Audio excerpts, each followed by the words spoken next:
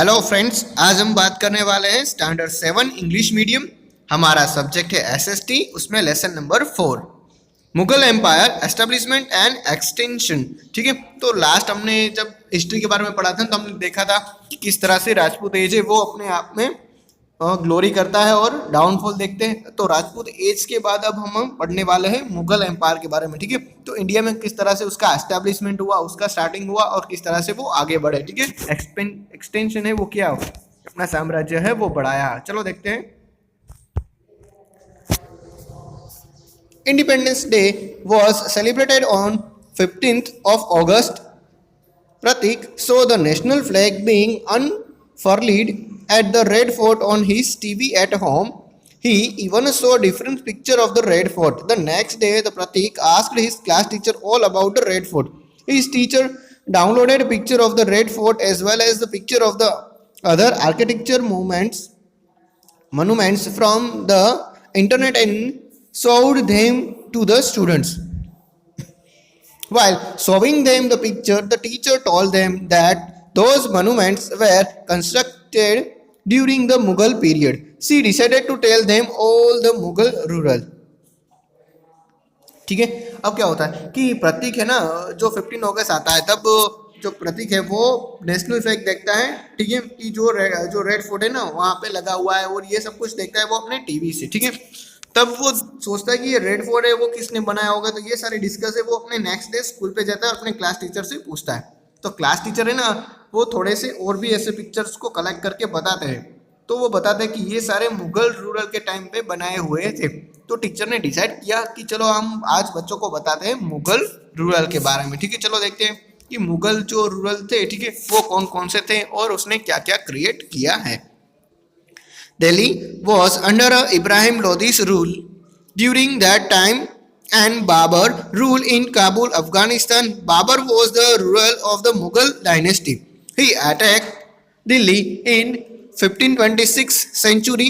Ibrahim Lodi was defeated by Babur's well-equipped army which had cannons in the Battle of the Panipat. These brought an end to the Sultanate age and the establishment of the Mughal rule.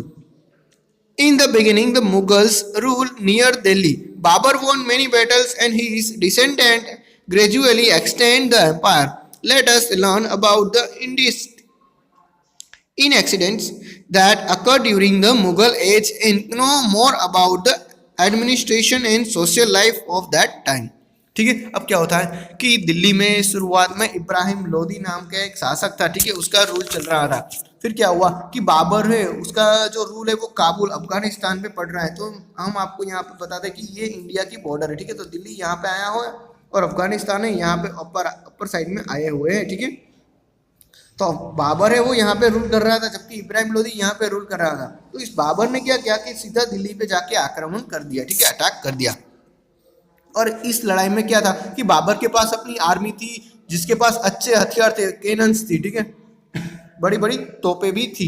इसीलिए इब्राहिम लोदी हार गया और अब जो शासक बनने वाला है दिल्ली का वो था बाबर। ठीक है, और बाबर के जो डिसेंडेंट आए, मतलब कि उसके जो वंशज आए ना, उसने ये एम्पायर को और भी बड़ा कर दिया। चलो देखते हैं हम वन बाय वन। ठीक है, कि कौन कौन से है वो। तो पहला है हमारा main events of the Mughal dynasty. ठीक है, तो मुगल डायनेस्टी में मेन इवेंट्स कौन से हुए हैं। तो पहला है हमारा जो रूलर था बाबर, जिसके बारे में हमने अभी देखा था कि वो है इब्राहिम लोदी के साथ युद्ध लड़के, पानीपत का बैटल लड़के वो किस तरह से जीता हुआ है। अब देखते हैं बाबर का बच्चों टाइम याद रखना है 1526 से लेकर 1530, यानी कि वो इंडिया में 4 ही साल रूल कर पाया था, 4 ईयर। ठीक है, 1527 में उसने he fought a battle with the brave Rana Sanga at the Kanava, in which Babur defeated him as his army was equipped with cannon. ठीक है, तो देखो परेड में 1526 में किसके साथ लड़ा था, वो था इब्राहिम लोदी। ठीक है, दिल्ली का किंग था, उसको हराया। 1527 में क्या हुआ कि राणा सांगा है, ठीक है, राजस्थान के वो किंग थे, बड़े अच्छे बहादुर योद्धा थे, उसको भी डिफीट कर दिया क्योंकि उसके पास वेल इक्विप आर्मी थी। ठीक है, उसके पास कैनन भी थी। और अब बात करें तो 1530 Babar fell ill and died. He fought many battles, led a strong foundation of the Mughal Empire and gain a control over area near Delhi and Agra. He emerged victorious in the most of the battle. अब बात करें तो बाबर है वो 1530 में क्या हुआ कि वो बीमार हो गया और उसके बाद वो मर गया, ठीक है। यानी कि वो टोटल 2 बैटल हमें यहाँ पे पढ़नी है कि 5026 में उसने दिल्ली के किंग को हराया और अपना मुगल जो एस्टेब्लिशमेंट है मुगल साम्राज्य वो शुरू कर दिया, और 5027 में राणा सांगा को भी हरा दिया था, ठीक है। 2 किंग को एक साथ हराया था 1 बाय 1 करके, और 1530 में वो डेथ हो चुका। लेकिन दिल्ली और आसपास का एरिया इतना कंट्रोल कर लिया था कि वहां पे अब कोई देख नहीं सकता था, ठीक है। अब उसका बेटा आता है, बाबर का बेटा है हुमायूं, ठीक है। हुमायूं की हमें 2 डेट याद रखनी पड़ेगी क्योंकि एक बीच में दूसरा भी किंग आता है, ठीक है। 1530 से लेके 1540, देखो 30 में बाबर की डेथ हुई, अब बाबर के बाद उसका बेटा आएगा 1530 से लेके 1540, यानी कि यहाँ पे 10 साल वो रूल करता है। फिर 1540 से 1555 तक 15 साल है वो किंग नहीं होता है, ठीक है। हम उसके बारे में बाद में बात करेंगे कि 15 साल यहाँ पे कौन किंग बनता है। वापस 1555 से 1556 तक 1 साल तक, ठीक है, और उसके बाद तो वो डेथ हो जाता है। अब देखते हैं Humayun. The Humayun ascend the throne of the Delhi after Babur. According to his father's will, the kingdom was divided and each of his brother inherited one's province. He retained the Delhi. अब क्या होता है कि बाबर है उसके वो मर जाता है ना, तो उसका जो किंग का जो थ्रोन होता है, ताज होता है ना, अब गद्दी है वो बेटों के हाथ में चली जाती है। तो जिस तरह से बाबर की विल में कहा गया था उसी तरह से क्या हुआ कि जितना भी बाबर ने अपना प्रदेश से अपना राज्य है, ठीक है, वो जीत लिया था ना, वो सब हमें अपने बच्चों के बीच में बांटना पड़ेगा, ऐसा बाबर ने बोला था। तो उसी तरह से हुमायूं ने सब अपने भाइयों के बीच में पूरा साम्राज्य बांट दिया और लास्ट में उसने अपने पास दिल्ली रखा हुआ था। Humayun had to struggle a lot against his brother Kamran and the Afghans, ठीक है। तो जो हुमायूं है ना उसको अपने जो भाई है कामरान, ठीक है, उसके साथ बहुत सारा स्ट्रगल करना पड़ा था, बहुत सारी लड़ाइयाँ लड़नी पड़ी थी, और अफगान तो पहले भी उसकी मुसीबत बढ़ा ही रहे थे। Humayun was defeated twice by the Sher Shah and he had to escape for 15 years in order to save his life. During that time, Akbar was born in the palace of the king of Amarkot. अब क्या होता है कि देखो हुमायूं है ना वो 2 बार defeated किया जाता है, किसके द्वारा, तो शेर शाह सूरी नाम का एक योद्धा है, ठीक है, वो हुमायूं को 2 बार डिफीट कर देता है। और इसीलिए 15 साल तक मैंने जो आपको टाइम पीरियड बताया था ना, 15 साल बीच में नया राजा आता था, तो इसी की वजह से शेर शाह सूरी की वजह से ही हुमायूं को वहाँ से भागना पड़ता है, ठीक है, क्योंकि उसको अपनी लाइफ बचानी थी इसीलिए। फिर क्या होता है कि इन 15 सालों के बीच में ही अकबर है उसका बॉर्न होता है, कहाँ पे होता है, तो किंग है थे अमरकोट के, वहाँ पे उसका बॉर्न होता है। Humayun regain the Delhi from the successor of Sher Shah, ठीक है। अब क्या होता है कि हुमायूं है वो वापस अपना ताज है वो पा लेता है, अपनी गद्दी पा लेता है दिल्ली की। क्यों? क्योंकि अब शेर शाह नहीं था और उसके सक्सीडर थे। अब देखते हैं शेर शाह। देखो हुमायूं का आया था 1530 से लेके 1540 तक, ठीक है, तो अब 1540 से हुमायूं चला जाता है 15 साल तक, यानी कि 1555 तक नहीं होता है, तो 1540 से 1545 तक शेर शाह होते हैं। और आगे हम बात करें तो 1545 से लेके 1555 तक, इन 10 साल में शेर शाह सूरी के जो बच्चे होते हैं ना, ठीक है, वो दिल्ली के ऊपर राज करते हैं। Sher Shah Suri was an Afghan leader who had progressed on his own. He defeated Humayun twice and thereafter established the Sur dynasty in Delhi, ठीक है। तो शेर शाह सूरी है ना वो एक अफगान का लीडर था, ठीक है, उसने अपने आप में ही इतना प्रोग्रेस कर लिया था जिसकी वजह से हुमायूं को उसने 2 बार हराया था। और सूर डायनेस्टी है, ठीक है, शेर शाह सूरी, ठीक है, तो ये सूरी है ना, सूरी डायनेस्टी उसने दिल्ली में बढ़ाई हुई थी। After gaining a control over the Delhi, he won many other important battles. He then expanded his empire from the Kabul to Bengal and Malwa, ठीक है। तो उसने दिल्ली के साथ साथ कई सारे और भी बैटल्स जीते हुए थे, जैसे कि उसने अपना एम्पायर है, ठीक है, अपना राज्य है वो काबुल तक पहुंचा दिया था और बंगाल तक और मालवा तक भी पहुंचा दिया था। He is known as a reformer in his history, ठीक है, तो वो अपने टाइम का रिफॉर्मर था, ठीक है, जिसको हम अच्छा काम करने के लिए जाने जा सकते हैं, ऐसा वो पर्सन था। After Sher Shah the Mughal dynasty was री एस्टेब्लिशमेंट इन दिल्ली, ठीक है, तो शेर शाह के बाद वापस मुगल डायनेस्टी वो आई हुई थी। अब देखते हैं आगे। 50-55 में बच्चों जब हुमायूं को अपना वापस किंगडम मिल गया तो वो एक ही साल तक रूल कर पाया और उसको एक बीमारी की वजह से, ठीक है, जो लाइब्रेरी है ना उसमें वो किताबें पढ़ रहा था तो वो पैर फिसलने की वजह से वो मर गया, ठीक है, ऊपर से गिरने की वजह से।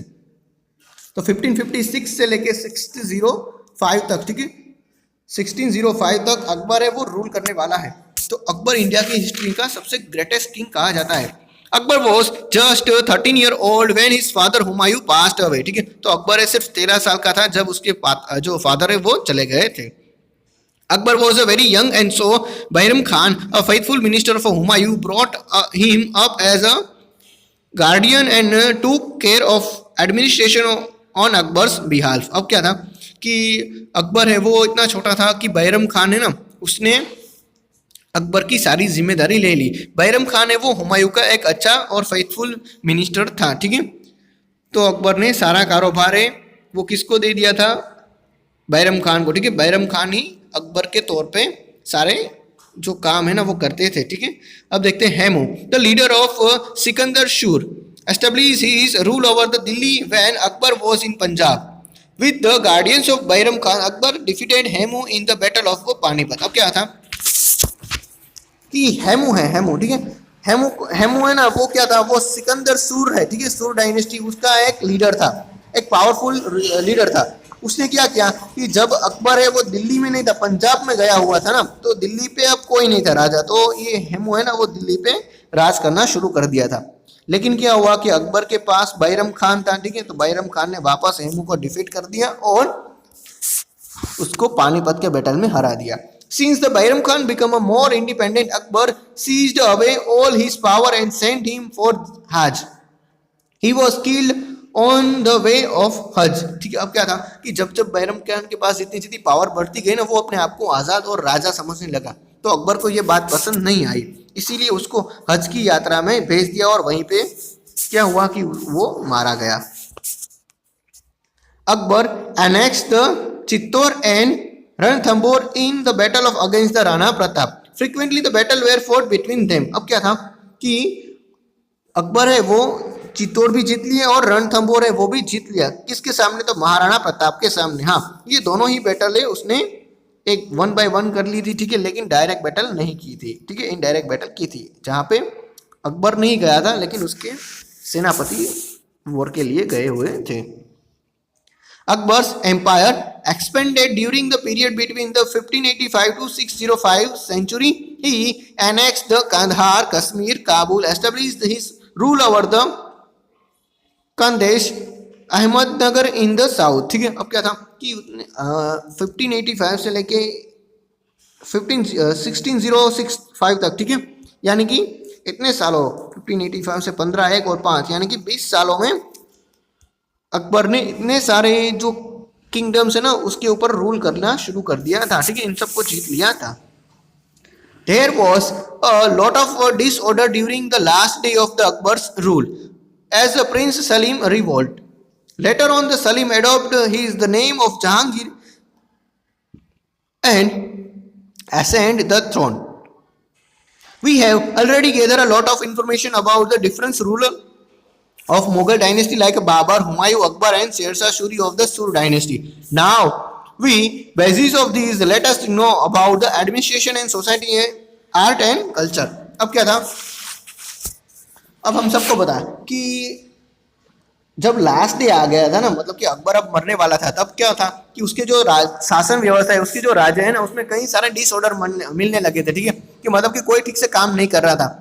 ऐसा क्यों हो रहा था, क्योंकि अकबर का जो बेटा है जिसका नाम है सलीम, ठीक है, सलीम जो फ्यूचर में जहांगीर नाम करके वो राजा बनने वाला है, वो कोई भी बात अकबर की मानता नहीं था और क्या करता था, उसके सामने वो विद्रोह कर देता था। अब देखते हैं आगे, relations of Mughals with other rural, ठीक है, तो जो ये मुगल्स है वो दूसरे रूरल के साथ किस तरह से जो रिलेशन रखते थे, अदर जो किंग थे उसके साथ। When the Humayun had escaped, even the Hindu ruler gave him shelter. Therefore, their culture was reflected in the upbringing of the Akbar. He took the help of Hindu ruler when he ascended the throne. He knew that he would not be able to rule in India if he ignored the Rajput rurals. Therefore, he maintained a good relation with the Rajput rural and won their confidence. The rural who did not accept his authority, he had to face him. The rural of Sisodia Rajput did not accept his rule and had many confrontation with him. अब क्या था कि हुमायूं है वो जब उसके पास अपना शासन नहीं था, ठीक है, 1540 से लेके 1555 तक, तब क्या होता कि तब जो हिंदू रूरल थे, ठीक है, हिंदू के जो राजा थे ना, उसी ने शेल्टर दिया हुआ था हुमायूं को कि तुम यहाँ पे अभी रह सकते हो। और इसी वजह से क्या हुआ कि अकबर का जो परवरिश हुई ना, वो उसके ऊपर हिंदू जो साम्राज्य है, ठीक है, उसका इफेक्ट हुआ और उसको पता भी ये चल गया कि हम राजपूत है, उसको इग्नोर किए बिना यहाँ पे रूल नहीं कर सकते। इसीलिए उन लोगों ने क्या किया कि राजपूतों के साथ बहुत ही अच्छा व्यवहार किया और उसका कॉन्फिडेंस हमेशा जीतते रहे। और जो भी लोग है मुगल डायनेस्टी का जो रूलर है वो एक्सेप्ट नहीं करते थे ना, अपना जो राज है वो नहीं मानते थे मुगल डायनेस्टी का, तो क्या था कि उसको मुगलों का सामना करना पड़ता था। हाँ, बात करें हम सिसोदिया राजपूत की, तो उन लोगों ने मुगल का राज एक्सेप्ट नहीं किया था, इसीलिए ये सारी लड़ाइयाँ हुई। अब देखते हैं ट्रेडिशन ऑफ इनहेरिटेंस, ठीक है। The king was responsible for appointing the successor of the kingdom, and it would usually to be the oldest son. During the Mughal rule, all the sons would get an equal share of the empire. This kind of hierarchy was implemented during the Humayun's region. After that, the rural conspire against each other for the throne. Brother would be quarrel with one another for the throne, and whoever won ascend the throne of Delhi. अब क्या था कि जब तक बाबर जिंदा था, ठीक है, और उसके बाद हुमायूं आया, तो अभी भी ऐसा चल रहा था कि मुगल डायनेस्टी में क्या था कि जितना भी किंगडम है वो सब भाइयों में इक्वली बांट लिया जाए। लेकिन क्या था कि हुमायूं के बाद जब अकबर आया ना, तब ये सिस्टम चेंज हो गई थी। क्या क्या था कि वहां पे अब जो ब्रदर्स होते हैं ना, उसी के बीच में किंगडम को लेके फाइटिंग होना शुरू हो गई थी, ठीक है, और जो भाई है, ठीक है, वही एक दूसरे के खून के प्यासे हो गए थे अपना जो दिल्ली का थ्रोन है ना उसको पाने के लिए। अब देखते हैं एडमिनिस्ट्रेटिव सिस्टम ऑफ अकबर, ठीक है। The subedari system was implemented during the Mughal period. Akbar divided his kingdom into the 15 sections. Each section was known as the Suba or provinces. The subsection Suba was called government, and the subsection of the government was known as a Pargana. The head of the each Pargana was called the Amir, who would collect the revenue. There were Gram Panchayat in village, and the head was known as Patel, Chaudhry, Mukaddam, etc. Thus, during that time, various executives were appointed. अब क्या था मैं आपको बता देता हूँ कि क्या है। देखो, मुगल पीरियड में अकबर है वो मेन किंग था, और उसके नीचे है ना सेक्शंस को डिवाइड कर दिया था, ठीक है। सेक्शंस मतलब उसका बड़ा साम्राज्य 15 सेक्शंस में डिवाइड था। बड़ा साम्राज्य वो 15 भाग में विभाजित था, ठीक है, और हर भाग को हम कह सकते हैं सूबा, ठीक है। क्या कह सकते हैं? सूबा। सूबा के नीचे क्या था? सूबा के नीचे था गवर्नमेंट, ठीक है। क्या थी? गवर्नमेंट। अब गवर्नमेंट की बात करें तो गवर्नमेंट है उसके नीचे भी आता था परगना, ठीक है। क्या आता था? परगना। जैसे कि हमारा भारत देश है उसके अंदर गुजरात आता है, गुजरात के अंदर हमारा जामनगर आता है, ठीक है। उसी तरह से परगना थी। परगना के नीचे हम बात करें तो ये परगना है, उसके नीचे विलेज पंचायत आती थी, ठीक है, ग्राम पंचायत कह सकते हैं वो। अब जो परगना है, ठीक है, यानी कि जामनगर डिस्ट्रिक्ट है, उसका जो मेन हेड होता है उसको कहा जाता था आमिर, और जो ग्राम पंचायत है ना उसके हेड को कहा जाता था पटेल कहा जाता था, चौधरी कहा जाता था, या मुकद्दम भी कहा जाता था, ठीक है। तो इस तरह से वहाँ की एडमिनिस्ट्रेशन सिस्टम है वो चलती थी, और जो ये उसके हेड थे वही रेवेन्यू यानी कि टैक्स कलेक्शन का काम करते थे। आगे हम बात करने वाले हैं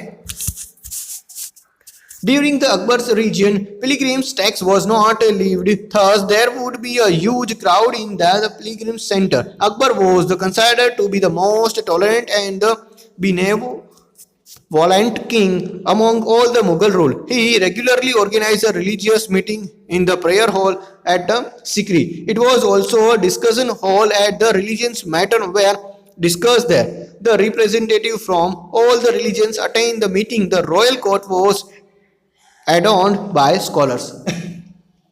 अब क्या था कि अब अकबर है वो धर्म है, ठीक है, धर्म से लेके जितने भी टैक्स है ना उसको भी मानने लगा था, ठीक है, उसमें भी कुछ चेंजेस करना चाहता था। इसीलिए उसने क्या कहा कि सिकरी में एक बड़ी सी धर्म सभा का आयोजन वो करवाता था, ठीक है। हर साल वो क्या करता था कि हर टाइम वो एक ऐसी धर्म की परिषद बुलाता था जिसमें हर धर्म के लोग आते थे और धर्म के बारे में वो डिस्कस करते थे, जिसको रॉयल कोर्ट भी कहा जाता था, ठीक है, जिसमें बड़े बड़े जो धर्म के विशेषज्ञ थे ना वो आते थे वहां पे। आगे देखें, the 9 gems of Akbar's court where, ठीक है। तो अब अकबर की कोर्ट की बात करें तो उसमें 9 रत्न थे जिसके नाम है टोडरमल, ठीक है। जो कौन थे टोडरमल है, वो रेवेन्यू मिनिस्टर थे, मतलब कि जो भी टैक्स आएगा किस तरह से हमें टैक्स लेना है उसके बारे में थे। फिर है Man Singh, the leader of the दक्ष आर्मी, ठीक है। तो जो दक्ष आर्मी है, ठीक है, उसके वो लीडर थे मान सिंह। अब बात करें तो अबुल फजल है, तो historian and the writer of आईने अकबरी एंड अकबरनामा। तो अबुल फजल है वो एक राइटर थे जिसने आईने अकबरी और अकबरनामा दोनों लिखा है। अब तानसेन की बात करें तो हम सबको पता है तानसेन कौन थे, तो फेमस सिंगर है।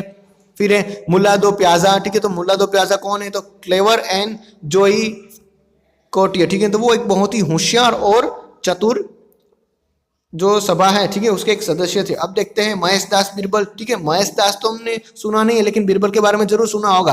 तो बिरबल है, ठीक है, अकबर बिरबल हमने जो कहानियां सुनते हैं ना उसी में जो बिरबल है वही है ये ओरिजिनल बिरबल, ठीक है। तो बिरबल का पूरा नाम है Mahesh Das Birbal. The quick witted courtier and trickiest मा, ठीक है, क्या था वो बहुत ही होशियार चतुर था जिसके पास लगभग सारी ट्रिक्स थी। अब बात करें तो हमम द फेमस वैद्य फिजिशियन, ठीक है, तो हमाम कौन है, तो वो एक जो डॉक्टर कह सकते हैं ना वो था। अब बात करें तो फैजी, तो renovated poet and Abul Rahim the Hindi words writer, ठीक है। तो फैजी की बात करें तो फैजी कौन है, तो फैजी है वो अच्छे एक व्याख्यात पोएट का थे जो कविताएं लिखती थी। अब और बात करें लास्ट वाला जीम, तो वो है अब्दुल रहीम। तो अब्दुल रहीम कौन है, तो वो एक हिंदी के अच्छे राइटर थे, ठीक है।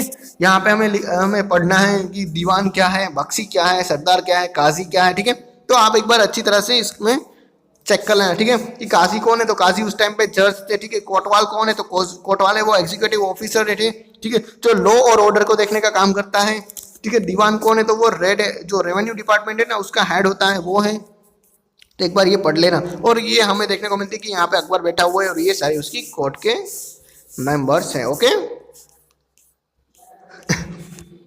अब देखते हैं रिफॉर्म्स मेड बाय शेरशाह, ठीक है। तो कौन से ऐसे रिफॉर्मर्स हैं जो शेरशाह ने बनाए हुए हैं, जो शेरशाह हमने पढ़ा था, ठीक है, ठीक है, अकबर से पहले। Shershah ruled over Delhi for 5 years. He introduced many reforms during his short span, and there is a battle known as a reform than a warrior. With the Todelmal's help, he prepared a table for revenue collection based on the type of the land in production. Akbar followed the same method for revenue collection. He removed the toll booths so that there could be free transportation of goods. He constructed the road to increase the trade and for the convenience of pedestrians, among which the famous road were constructed between number 1 Agra and Berhampur, number 2 Agra and Marwa, number 3 Lahore and Multan, ठीक है। तो अब क्या था कि देखो शेरशाह है वो बहुत ही शॉर्ट टाइम के लिए किंग बना हुआ था। हमने देखा था कि 1540 से लेकर 1545 तक ये वो रूल हुआ था, मतलब कि 5 साल का ही राज था उसका। लेकिन इतने छोटे टाइम में वो भले ही बैटल जीत चुका हो लेकिन उसको रिफॉर्मर का, एक वॉरियर का तो बेस तभी मिलेगा, एक डिग्री तभी मिलेगी जब उसने इतने सारे रिफॉर्मर्स सचमुच में किया हो। पहला तो उसने काम क्या किया था, टोडरमल, ठीक है। हमने देखा था कि अकबर के जो 9 जेम्स है, ठीक है, उसमें से एक है टोडरमल जो क्या करता था, टैक्स मिनिस्टर था, रेवेन्यू मिनिस्टर था। तो पहले शेरशाह सूरी ने ही उसी को फाउंड किया था, ठीक है। तो उसी के पास एक अच्छा सा टैक्स बॉक्स बनवाया था कि कौन सा टैक्स कितने लोगों के पास कितने वैल्यू में हम ले सकते हैं। तो जितनी जमीन थी, जैसी जमीन थी ना और जैसे वहां पे प्रोडक्शन होता था उसी हिसाब से हम उसके पास टैक्स लेंगे। तो ये सारी सिस्टम थी। और साथ साथ बात करें तो वहां पे टैक्स के जो बूथ थे, ठीक है, यानी कि लोगों के पास टैक्स कलेक्ट करने के लिए, जैसे कि हम टोल टैक्स देखते हैं ना अभी, वैसे ही उस टाइम पर भी टोल टैक्स थे। लेकिन अब क्या था कि शेरशाह सूरी ने ये सब कुछ बंद करवा दिया था। दूसरी बात करें अब कि शेरशाह सूरी ने रोड भी अच्छे बनवाए थे, आगरा से लेके जो बरहानपुर है, ठीक है, आगरा से लेके मालवा और लाहौर से लेके मुलान, वहां तक के 3 ऐसे बड़े बड़े हाईवे भी बनाए हुए थे जो आज के टाइम में भी हमें देखने को मिलते हैं। He also planted trees on both the side of the road and construct the rest house. He had set up a means house to means silver coins uniform in weight. He was very strict about the discipline of the army and had therefore the strictly ordered that the army not to harass the villager or destroy the coup while marching. During his region, the Kotwal were responsible for the arresting criminals. Sher Shah was himself very active and motivated others to by keeping them busy at work. अब क्या था, अब हम ये बात करने वाले हैं कि शेरशाह ने क्या क्या था, जो हम देखते हैं कि रोड बनवाए हुए थे, ठीक है। तो रोड के दोनों साइड शेरशाह ने क्या किया कि रोड के दोनों साइड उसने ट्रीज को ग्रो कर दिया और रेस्ट हाउस भी बनाया। रेस्ट हाउस क्या है बच्चों, आराम करने का गृह, जिसको हम विश्राम गृह भी कह सकते हैं। और वहां पे उसने सिल्वर कॉइन भी बनवाए थे, यूनिफॉर्म सिल्वर कॉइन बनवाए थे, मतलब कि हर जगह पे एक ही सब सेम ही वजन के चांदी के सिक्के हो। उसने आर्मी को भी ऐसा स्ट्रिक्टली ऑर्डर दिया था कि कोई भी जब हम मार्च करेंगे, ठीक है, तो वहां पे तो कोई ग्रुप है, ठीक है, कोई पौधा है, कोई पार्क है, किसी को नुकसान नहीं पहुंचाएंगे, हम गांव वालों को भी सताएंगे नहीं। और कोतवाल को भी बोल दिया था कि तुम्हारी जिम्मेदारी क्रिमिनल को पकड़ने की है। इस तरह से वो सब लोगों को बिजी रखता था और अपना शासन व्यवस्था खुद ही संभालता था। अब देखते हैं चित्तौड़ टेल्स ऑफ ब्रेवरी, ठीक है। चित्तौड़ की एक शाखा जो इतनी बहादुर थी, उसी के बारे में हमें आज डिस्कस करना है। चलो देखते हैं।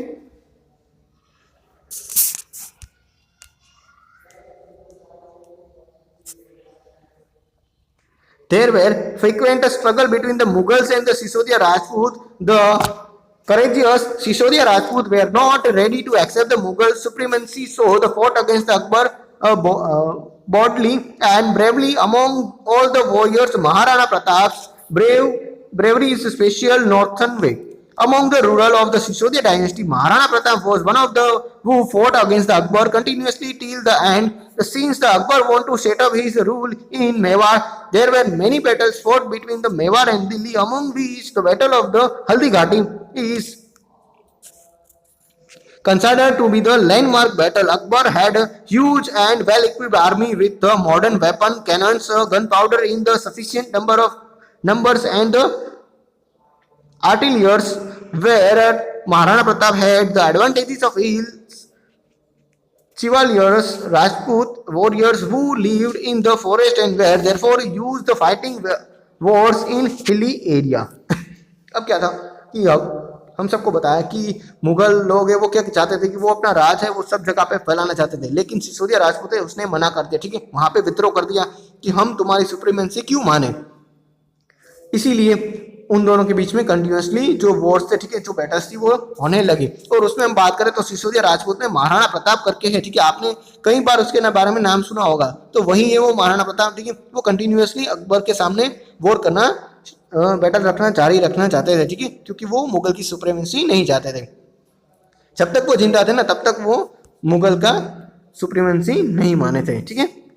इसीलिए अकबर ने क्या किया, अकबर भी चाहता था कि वो उसका जो रूल है वो मेवाड़ में हो जाए। महाराणा प्रताप है वो मेवाड़ के ही थे, लेकिन महाराणा प्रताप इतने शक्तिशाली थे कि उसकी जो प्रख्याति है, जो ख्याति है ना, वो पूरे नॉर्थन में फैली हुई थी। इसीलिए महाराणा प्रताप और अकबर के बीच में हल्दी घाटी वाला युद्ध हुआ, जिसमें क्या था कि अकबर के पास बड़ी सी वेल ट्रेन वेल इक्विपमेंट वाली आर्मी थी, ठीक है, उसके पास पूरे के पूरे जो गन पाउडर है, टॉप है, ठीक है, वो सब कुछ थे, लेकिन महाराणा प्रताप के पास ऐसा कुछ नहीं था। लेकिन सामने क्या था कि महाराणा प्रताप के पास ऊंचे ऊंचे जो किले हैं, उसकी ऊंची ऊंची जो झीलें हैं, ठीक है, ऊंचे ऊंचे जो पर्वत है वो थे, और उस जंगल है, ठीक है, जंगल एरिया, वहां पे रहने के जो आदिवासी लोग रहते थे ना, उसने भी महाराणा प्रताप का सपोर्ट किया था। और आदिवासी लोग है वो जंगलों का अच्छी तरह से उसका जो वे है वो बता होता था, इसीलिए वॉर लड़ने में इजी हो जाता था। आगे देखते हैं। There were just 22,000 soldiers who fought bravely against the lack of Mughal soldier। अब क्या था कि महाराणा प्रताप के पास लगभग 20 से 22 हजार ही सोल्जर थे, जबकि मुगल के पास पूरा 1 लाख सोल्जरों का झुंड था।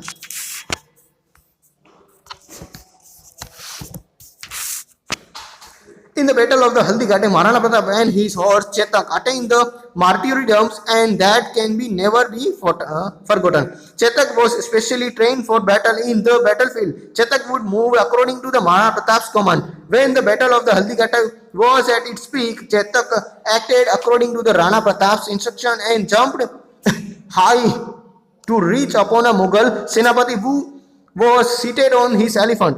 The Northy Way incident is one where Rana Pratap threw a spear at the Senapati, but he was saved because of the Haudat. There were many such incidents in the Battle of the Haldighati which were noteworthy.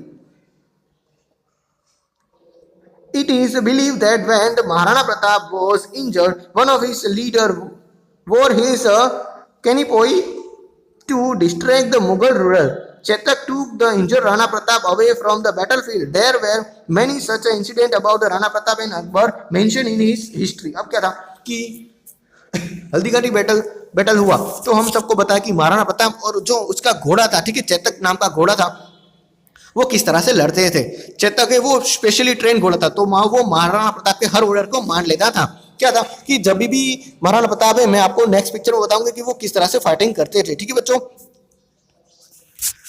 लेकिन क्या हुआ कि इस युद्ध में महाराणा प्रताप है वो घायल हो चुके थे। घायल होने की वजह से क्या हुआ कि उसका जो एक मिनिस्टर है, महाराणा प्रताप का एक मिनिस्टर, उसने महाराणा प्रताप का जो पगड़ी होता है ना, जो मुकुट होता है ना, वो अपने सर पे धारण कर लिया और मुगलों को डिस्ट्रैक्ट करने लगा कि क्योंकि जो उस टाइम पे तो अच्छे अच्छे दूरबीन नहीं आए हुए थे, इसलिए कोई पता नहीं चलता था कि कौन है, इसीलिए सब लोगों को लगता था कि यही महाराणा प्रताप है। लेकिन जब महाराणा प्रताप युद्ध में घायल हो चुके थे ना, तो वो चेतक के ऊपर बैठ के वो युद्ध का मैदान, ठीक है, वहां से वो विदाई ले चुके थे।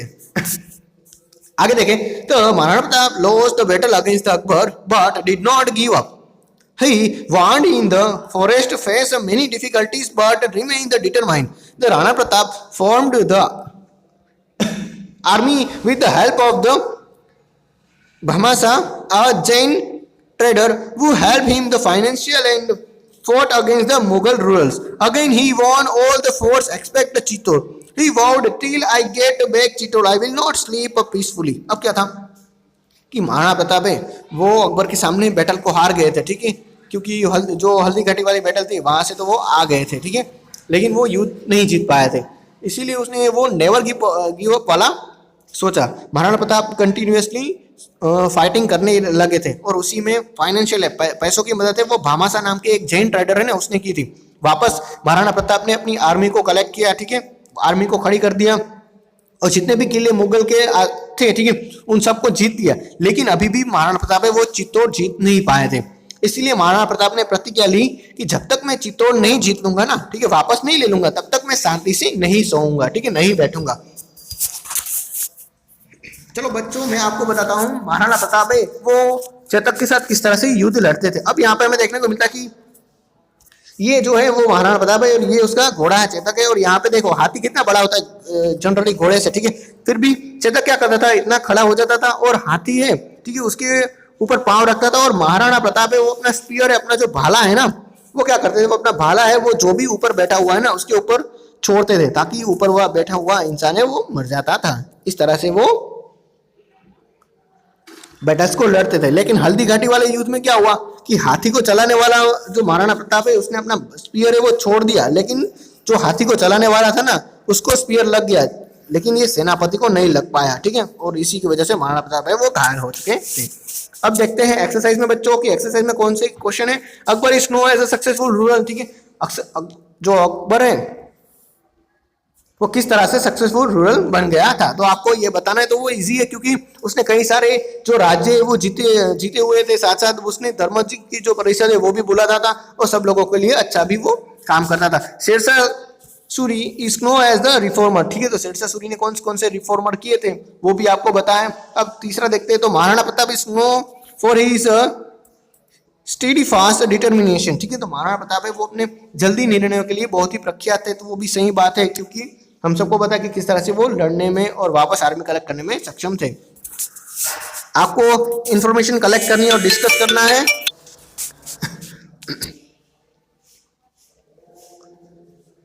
अब देखते हैं बच्चों राणा प्रताप और अकबर के बारे में ठीक है। 9 जीम ऑफ अकबर के बारे में हमें पता करना है और रिलीजियस मीटिंग ऑफ अकबर, इन सब के बारे में बताना है।